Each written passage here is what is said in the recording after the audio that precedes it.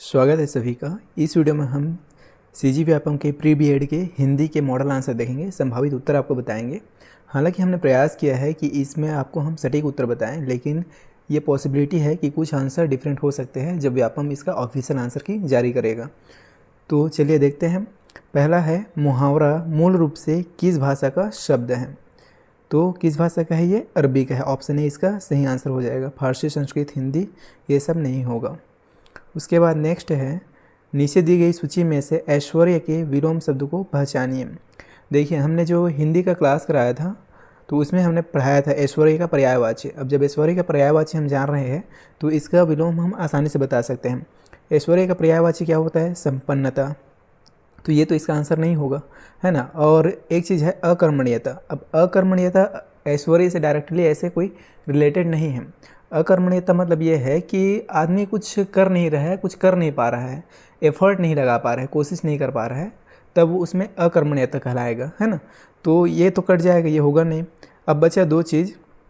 ऐश्वर्य का उल्टा क्या हो जाएगा? कृपणता और विपन्नता, मतलब जिसमें धन की कमी है। तो कृपणता और विपन्नता ऑप्शन जे एंड के किस में दिख रहा है? ऑप्शन ए में दिख रहा है। तो ऑप्शन ए इसका सही आंसर हो जाएगा। फिर है अध्यादेश का अर्थ होता है। तो अध्यादेश का मतलब होता है ऐसा आदेश जिसका अनुपालन अनिवार्य हो। ऑप्शन बी इसका करेक्ट हो जाएगा। फिर है स्पर्श व्यंजन के त वर्ग का सही अनुक्रम है। इसमें आपको जमाना है। तो पहले क्या आता है? त आता है, उसके बाद त थ, फिर द ध न, मतलब पहले ए आएगा जो किस में है? ए और डी में है। बी और सी तो गलत हो गया, कट गया। अब उसके बाद त के बाद क्या आएगा? त थ, शी आएगा, दोनों में सी है। थ के बाद क्या आएगा? द, मतलब डी आएगा, दोनों में डी भी है। अगला मिलाते हैं, त थ द ध, ध आएगा। अब ध किस में है? देखिए ई, ऑप्शन डी में दिख रहा है। ऑप्शन डी इसका करेक्ट आंसर हो जाएगा, ए भी नहीं होगा। उसके बाद नेक्स्ट है तद्भव शब्द है। तद्भव शब्द वे शब्द होते हैं जो संस्कृत से उत्पन्न होते हैं, संस्कृत के परिवर्तित रूप, संस्कृत से जो बने होते हैं, संस्कृत के समान नहीं, संस्कृत से बना हुआ तद्भव शब्द कहलाता है, जिसका प्रयोग हिंदी में होता है। तो कौन सा इसमें राइट आंसर? किसान। ऑप्शन डी इसका सही उत्तर हो जाएगा। फिर 86 है, इसमें असर्शन और रीज़न पे बेस्ड सवाल है। आपको असर्शन रीज़न को समझ के सही विकल्प का चयन करना है। कथन है इसमें, जब दो समासिक पद अपने अवयवों से भिन्न वस्तु व्यक्ति का बोध कराते हैं तो बहुब्रीहि समास होता है। हाँ, इसका जो असर्शन है, कथन है, एकदम सही है। कारण देखिए, इसमें दोनों पद प्रधान होते हैं। बिल्कुल नहीं, इसमें दोनों पद प्रधान नहीं होता, ये अन्य पद प्रधान समास होता है। तो इस प्रकार से असर्शन सही है, लेकिन रीज़न गलत है। ऑप्शन सी करेक्ट हो जाएगा। फिर है, नीचे दी गई सूची में से लोकोक्तियों को पहचानिए। आपको इसमें से लोकोक्ति पहचानना है कौन कौन से है। देखिए, अधजल गगरी छलका जाए, लोकोक्ति है। एक पंथ दो काज, ये भी लोकोक्ति है।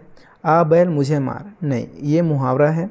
फिर काला अक्षर भैंस बराबर, ये भी लोकोक्ति है। तो इस प्रकार से जे के और एल नहीं है, एम, जे के और एम किस में दिख रहा है? ऑप्शन बी में दिख रहा है। तो ऑप्शन बी इसका करेक्ट आंसर हो जाएगा, 87 का ऑप्शन बी। फिर नेक्स्ट है, लोकोक्ति को उचित क्रम में रखिए। इसको जमाना है, क्या होगा? देखिए, द्विधा में दोनों गए, माया मिली ना राम, मतलब पहले सी आएगा, किस में दिख रहा है? ऑप्शन बी बस में दिख रहा है। तो इसका ऑप्शन बी करेक्ट आंसर हो जाएगा, 88 का। द्विधा में दोनों गए, माया मिली ना राम। फिर है, संज्ञा के प्रकारों में सम्मिलित नहीं है। कौन सा सम्मिलित नहीं है? हमने अपने हिंदी के क्लास में संज्ञा से बहुत सारे सवाल कराए थे, तो हमने वहाँ पे जिक्र किया था व्यक्तिवाचक संज्ञा, जातिवाचक संज्ञा और भाववाचक संज्ञा का। लेकिन कर्मवाचक संज्ञा ऐसा कुछ नहीं होता है, और इसमें नहीं है पूछा है सवाल में, तो जो नहीं है वही सही है। राइट आंसर क्या हो जाएगा? ऑप्शन ए इसका करेक्ट आंसर हो जाएगा, 89 का। फिर नेक्स्ट है 19, इसको सुमेलित करना है। इधर समास है और इधर उसके उदाहरण हैं। तो अवयवी भाव का समास का उदाहरण कौन सा है? इसमें अव्यय निपात सामने में लगा होता है। तो किस में लगा है? अव्यय। देखिए, यथा, तो अव्ययी भाव समास चौथे में जाएगा। उसके बाद कर्मधार है, जो कर्म धारण किया हुआ है, क्या होगा? नीलकमल। उसके बाद द्विगु, जो संख्यावाची शब्द होते हैं, जो संख्यावाची समास है, क्या है? द्विगु समास पंच तत्व हो जाएगा। और द्वंद्व, जहाँ द्वंद्व छिड़ा हो, भाग दौड़, ये हो जाएगा। इस तरह से पहले 4, फिर पहले का A का 4 किस में दिख रहा है? एक ही ऑप्शन में दिख रहा है, ऑप्शन सी। तो ऑप्शन सी ही इसका करेक्ट आंसर हो जाएगा, बाकी को मिलाना भी नहीं पड़ेगा। तो इस तरह से हमने छत्तीसगढ़ प्री बीएड एग्ज़ाम में आए हुए हिंदी के सवाल को देखे और इसका संभावित उत्तर बताने का आपको प्रयास किया है। और मैं तो अपने हिसाब से जो सही है वो बताया हूँ, लेकिन अगर आपको कुछ दूसरा आंसर लगता है तो आप कमेंट में बता सकते हैं और आगे आने वाले वीडियोस देखने के लिए सब्सक्राइब कर सकते हैं। मैं आपसे मिलता हूँ नेक्स्ट वीडियो में, तब तक के लिए बाय।